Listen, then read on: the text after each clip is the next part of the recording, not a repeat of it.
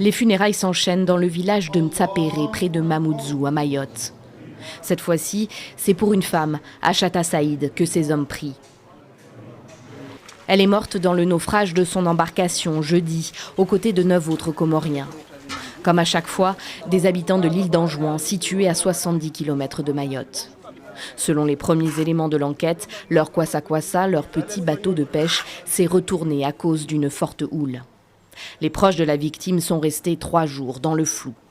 Malheureusement, j'ai appris un peu brutalement la nouvelle, comme quoi elle est partie des Comores vers Mayotte et qu'au bout de 2-3 jours de son départ, on n'avait pas de nouvelles. Ce n'est que le lendemain que j'ai pu me renseigner à travers les services. Je parlais à l'hôpital qui m'ont dit qu'il y avait des corps mais qui n'étaient pas chez eux, qui étaient déposés dans une entreprise de pompes funèbres privées. Donc voilà, je me suis rendu sur place. On m'a dit que ce n'était pas possible de pouvoir savoir quoi que ce soit. Il fallait qu'on se rende à la gendarmerie. J'étais vraiment anéanti quand j'ai découvert un nom de corps, identifié que c'est effectivement elle. Là où je vous parle, mais je suis vraiment le cœur serré.